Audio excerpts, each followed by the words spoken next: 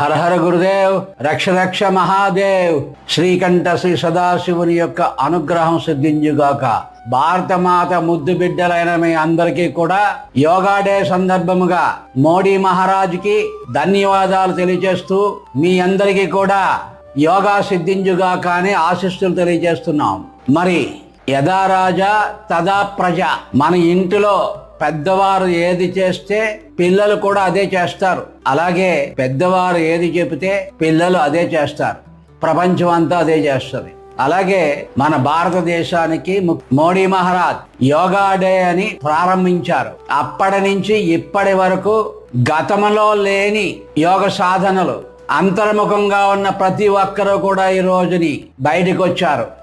గ్రామాల్లోని అందరూ కూడా యోగా సత్సంగ్ యోగా డేగా బ్రహ్మాండంగా అభివృద్ధిలోకి తీసుకొస్తున్నారు. దీనందరికీ కారణం పెద్దలు ఏది చెబితే అదే అందరూ ఆచరిస్తారన్నట్టుగా హృదయపూర్వకముగా మోడీ సర్కార్కి శ్రీ గురు పరమగురు పరమేశ్వరి గురు శ్రీకంఠ సదాశివుని యొక్క పరిపూర్ణమైనటువంటి ఆశీస్సులు, అలాగే సంపూర్ణ ఆరోగ్యము, సంపూర్ణ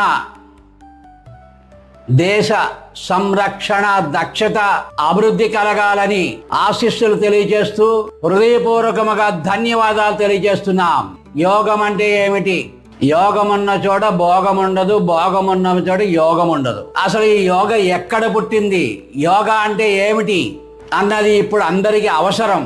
భారతదేశం అంతా కూడా నిత్య నూతనంగా యవ్వనంగా 3 పువ్వులు 6 కాయలుగా భారతదేశం అంతా స్వర్ణమయంగా, ప్రతి ఒక్కరూ స్వర్ణమయంగా సకాలములో ఆరోగ్యవంతులుగా ఉండి, ఆనందవంతులుగా ఉండి, ఉత్సాహవంతులుగా ఉండి, సమయ పాలనతో యోగ సాధన చేయడం ద్వారా సకాలములో విద్య, సకాలములో ఉద్యోగము, సకాలములో పెళ్లి, సకాలంలో సంతానము, సకాలంలో సంపద అందరికీ కావాలి. అందరూ కూడా అలా తయారవ్వాలి. బ్రాహ్మణ, క్షత్రియ, వైశ్య, శూద్ర, శైవ సర్వధర్మ సమన్వయముగా స్వధర్మ రక్షణగా మీ ఉజ్వల భవిష్యత్తు, మీ పిల్లల యొక్క భవిష్యత్తు, బంధువులు, మిత్రులు, స్నేహితులు అందరూ కూడా ఈ దివ్య సంకల్ప సాధన ద్వారా ఉత్సాహవంతులుగా ఉండాలంటే యోగా చేసి తీరవలసిందే. యోగం అంటే కలయిక, జీవాత్మ పరమాత్మ కలయిక. ఆత్మ శక్తి, ఆత్మశక్తి అంటారు. ఆత్మ శక్తి కలిస్తే ఆత్మశక్తి. ఆత్మశక్తి మీలో పెరిగితే అన్నీ కూడా సాధించగలుగుతారు. మరి ఆత్మశక్తి దేని వలన పెరుగుతుందంటే మీ మనసు వలన పెరుగుతుంది. మీ మనస్సు ఎక్కడ మీరు ధారణ చేస్తే అక్కడ ఆత్మశక్తి పెరుగుతుంది.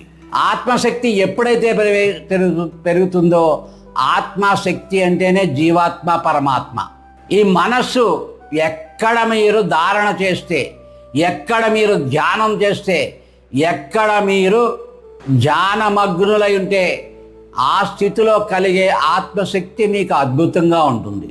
అదే అన్నమయ కోశము, ప్రాణమయ కోశము, మనోమయ కోశము, విజ్ఞానమయ కోశము, ఆనందమయ కోశమని మన శరీరంలోని కోశము అంటే ఒక సంచి.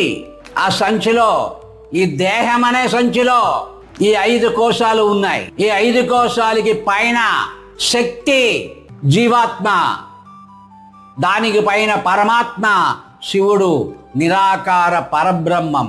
శబ్దం, నిశ్శబ్దములోంచి వచ్చినటువంటి శబ్దం, ఆ శబ్దం మహాజ్యోతిగా, నిరాకార జ్యోతిగా, ఆ జ్యోతి సాకారంగా ఈ సృష్టి చరాచరాన్ని జీవాత్మ పరమాత్మల యొక్క అనుసంధానంతో ఈ ప్రపంచం అంతా నడుస్తుంది. దాన్ని మనం కైవసం చేసుకోవడమే యోగ సాధన. ఎవరు చెప్పారు? పరమేశ్వరుడు పార్వతికి చెప్పారు. పరమేశ్వరుడు విష్ణు భగవానుడు చెప్పాడు. పరమేశ్వరుడు రామ భగవానుడు చెప్పాడు. పరమేశ్వరుడే సాక్షాత్తుగా కృష్ణ భగవానుడికి చెప్పారు. అదే శివగీత. ఆ శివగీతే భగవద్గీత. ఆ శివగీతలో ఒక్క పాదం భగవద్గీత. క్లుప్తంగా అందరికీ అందుబాటులో ఉండడానికి భగవద్గీత భగవానుడైన శ్రీకృష్ణ పరమాత్మ అందించాడు. అందుకని భగవద్గీత అంటున్నాం. దానికి మూలం శివగీత. ఆ శివగీతలో సమస్త విజ్ఞానము, సూక్ష్మము, స్థూలము, కారణము, రహస్యము, అతి రహస్యమైనటువంటి విజ్ఞానం, స్వరయోగం, ప్రాణ సాధన యోగం, విరజా యజ్ఞం. ఈ విరజా యజ్ఞమే ప్రాణ సాధన.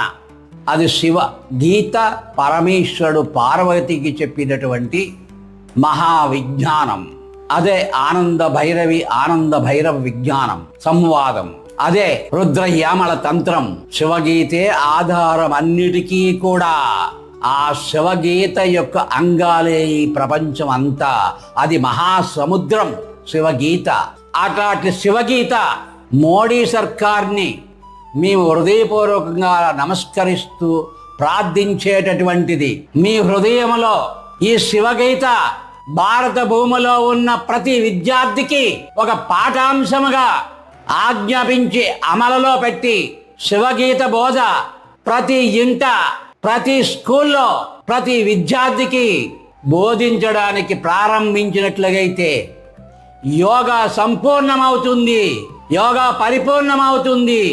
గ్రహాలు, నక్షత్రాలు, పంచభూతాలు, ప్రాణ సాధన, స్వరయోగం, ఇహపర సౌఖ్యాలన్నీ సంపాదించడానికి చక్కని మార్గం, అందరికీ అర్థమైన మార్గం శివగీతలో ఉన్నాయి. రహస్యాలన్నీను ప్రతి విద్యార్థికి, ప్రతి పాఠశాలలో, ప్రతి తరగతుల్లో ప్రతి ఒక్కరికి బోధించినట్లయితే వారందరూ కూడా వాళ్ళ విద్యలతోటి పాటు ఇది నేర్చుకోవడం వలన, ఇది తెలుసుకోవడం వలన వాళ్ళ జీవితాలన్నీ కూడా ధన్యతమవుతాయి.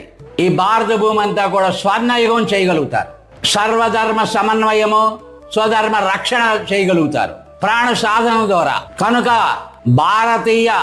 భారతమాత ముద్దు బిడ్డలైన మీరందరూ కూడా మోడీ మహారాజుని హృదయపూర్వకంగా కోరండి. మీ అందరికీ కూడా ప్రతి స్కూల్లో ఈ శివగీత కావాలని ప్రార్థన చెయ్యండి. ఆయన ఒక్క సంతకం పెడితే క్షణాల మీద అమల్లోకి వస్తుంది. యదా రాజా తదా ప్రజ అంటారు. ఇది మా యొక్క హృదయపూర్వకమైనటువంటి సదాశివుని ఆజ్ఞ వలన మిమ్మల్ని అందరినీ కూడా. కానీ ఇలా నేను అడగకూడదు, కానీ అడుగుతున్నా, తల వంచి నమస్కరించి ప్రార్థిస్తున్నా. శివగీత ప్రతి ఇంట ఉండాలి, ప్రతి స్కూల్లో ఉండాలి. అప్పుడే మీరు అభివృద్ధి అవుతుంది. ఒక పక్కన వ్యాయామం, ఆ వ్యాయామమే మీరందరూ కూడా యోగా అంటున్నారు. కాదు, అది మీ ఆరోగ్యానికి ఉపయోగపడుతుంది. శివగీత స్వరయోగం మీ మనసుకి పనిచేస్తుంది. శివగీత స్వరయోగం మీ బుద్ధికి పనిచేస్తుంది. మనో బుద్ధి చిత్త అహంకారాలకి పనిచేస్తుంది. తద్వారా ఆత్మశక్తిని, ప్రాణశక్తిని మీ హృదయ కమలం ద్వారా ఈ శరీరం అంతా కూడా నిత్య యవ్వనంగా, వజ్రకాయంగా చేసుకుని వీర యోధులవుతారు. ఇది సత్యం.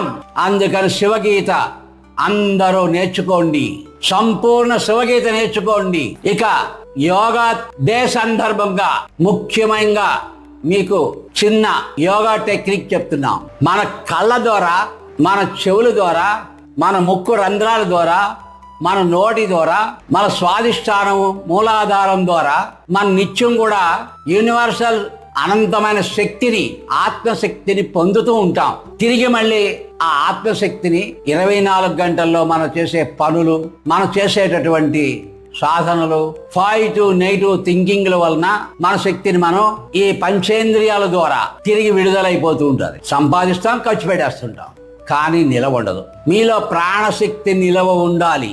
ప్రాణశక్తి నిలవ ఉండాలి అంటే ముద్రల ద్వారా మనం ప్రాణశక్తిని నిలవ ఉంచుకోగలుగుతాం. ఆ ప్రాణశక్తి ముద్రలు వేయడం ద్వారా మనలో ఉన్న షట్చక్రాలు చైతన్యవంతం అవుతాయి.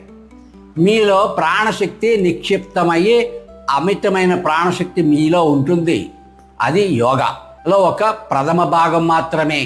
ఆ తర్వాతే స్వరయోగము, ఆ తర్వాతే మంత్రదీక్ష, ఆ తర్వాతే సాధన ఎలా చేయాలి కూడా నేర్చుకోవాలి. మనం సద్గురులను ఆశ్రయించాలి, అది మనం నేర్చుకోవాలి. తత్వాల యొక్క జ్ఞానం సంపూర్ణంగా సంపాదించాలి. పృథ్వీ, జల, అగ్ని, వాయు, ఆకాశ తత్వాలని తెలుసుకోవాలి.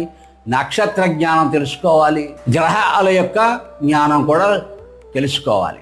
తెలుసుకుని మన జీవితంలో ఏది ఎప్పుడు ఎలాగ వాడుకోవాలో అలా వాడుకోవచ్చు. అది శివగీతే ఆధారం. ఆ రహస్యం అంతా శివగీతలోనే ఉంది. అలాగే ప్రాణ సాధన 16 అంగుళములు ప్రాణం మనం తీసుకోవాలి, 12 అంగుళాల ప్రాణం బయటికి విడిచిపెట్టాలి. అప్పుడు మీకు 16లో 12 తీసేస్తే 4 అంగుళాలు ఇంకా ఉంటుంది.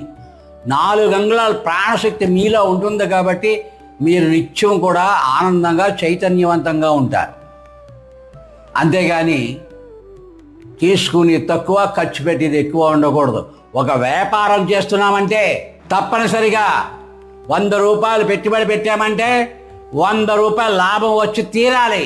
100 రూపాయల్లో మనం 50 రూపాయలు మీ జీవిత అవసరాలు ఖర్చు పెట్టుకోవాలి. అందులో ఒక 25 రూపాయలు బ్యాంకులో దాయాలి. మిగతా 25 రూపాయలు 100 రూపాయల్లో పెట్టుబడి పెట్టాలి.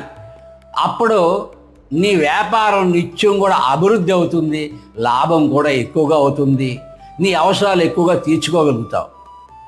ఇది వ్యాపార లక్షణం. అలాగే నీ ప్రాణ లక్షణం కూడా అంతే. తీసుకోవలసింది 16 అంగుళాలు అయితే నువ్వు తీసుకుని 10 అంగుళాలు అయ్యి 16 అంగుళాలు నువ్వు ప్రాణాన్ని విడిచిపెడితే 6 అంగుళాలు ఎక్స్ట్రా ఖర్చు అవుతుంది. అంటే 16లో 10 తీసేస్తే 6, 10లో 6 తీసేస్తే 4. అంటే నువ్వు అసలు ప్రాణం తీసుకున్నావా? నిల్ బ్యాలెన్స్. రోగానికి కారణం, ఎనర్జీ లేకపోవడానికి కారణం నీ ప్రాణం వృధా అయిపోవడమే. కనుక నిర్మలంగా ప్రపంచంలో అన్నిటి మీద మనకి బాహ్యంగా ఉంటుంది మన గురి నమ్మకం, కానీ మీ ప్రాణం మీద గురి నమ్మకం ఉండాలి. మీ మీద మీకు నమ్మకం ఉండాలి. పాజిటివ్గా ఆలోచించాలి. చంటి పిల్లలు ప్రాణాన్ని పూర్తిగా తీసుకుంటారు, పూర్తిగా వదులుతారు కాబట్టి వారి పొట్ట పైకి కిందికి వస్తుంది. ఇప్పుడు మీరు ఈ వయసు వచ్చిన తర్వాత మీ పొట్ట కదలటం లేదు. అందుకే రోగానికి కారణం, అజీర్తికి కారణం, షుగర్కి కారణం, బీపీకి కారణం, ఇంకా అనేక రోగాలకు కారణం మీ ప్రాణశక్తి పూర్తిగా తీసుకోకపోవడమే.